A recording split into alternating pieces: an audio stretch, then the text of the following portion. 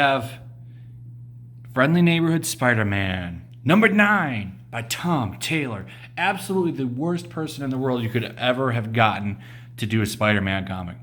Because I told you from the beginning, I told you in issue 1, he was going to take the chain off and he was going to take this full NPC trash. And sure enough, it only took him a few issues to sow the seeds. Here we go. So this is really funny. The last issue is where he was really going to bring it out because Spider-Man is fighting the monster that is called crowdfunding. There's a theme in this entire issue, and I'm going to get to it. But basically, what's going on here is you have people that are sick of people at Marvel and DC, and they're like, hey, we're going to crowdfund our own comics. And they've been quite successful. Of course, Tom Taylor walks in, being the big orange man bad guy he is. I mean, this dude lives in Australia and is obsessed with Trump. He's obsessed with him. And it shows in his books. He goes full on, like he wrote an X-Men run where the X-Men fought internet hate. And the girl that had the power to feel the internet or whatever her name was, unleashed stored up trolling to destroy the Sentinels. It is a joke. So naturally, let's put him on Spider-Man. Here's the great thing, though. I don't know what's going on with X-Men fans because X-Men Red actually stayed consistently around 40,000 units. His Spider-Man run is going into the toilet. This thing's already at 20-something thousand sales from 100. It's going down the crapper. If they're smart, they'll grab up Zdarsky and bring him and put him back on Spider-Man because Spectacular Spider-Man was amazing. That book, Dan Slott's trash run was going at the time. It's cool. I don't have to read Dan Slott's run. I can just read Spectacular. And I was good. Imagine how great it would be if he was still writing Spectacular and we got Spencer on Amazing. I could flat out say, we got 2 great Spider-Man books you should be reading every month. Even if they're bi-weekly, it doesn't matter. They're both really good. Read them. This is do not buy this. I don't endorse this at all. This is trash. So he's fighting crowdfunding, and the whole thing is at the end, Spider-Man goes to Tony Stark.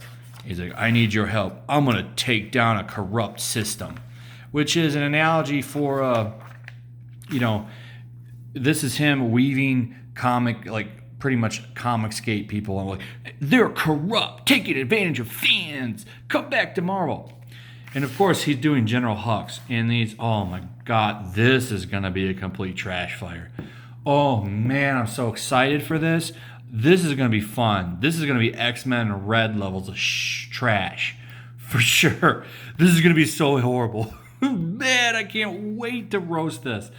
Oh God, I saw this and I was so excited. Is this the next X-Men Red? Is it? Because I got to tell you, Spider-Man, he's being a little bit more careful on, not doing it as much, but he still does it. So what's Tom Taylor's favorite thing to do in the world?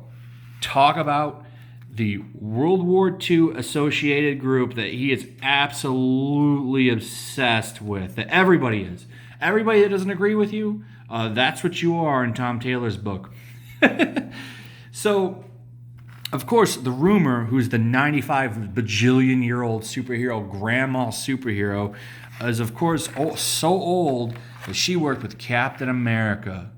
Of course. And what is her rumor around? Well, guess what? During World War II, she got put in a Japanese camp.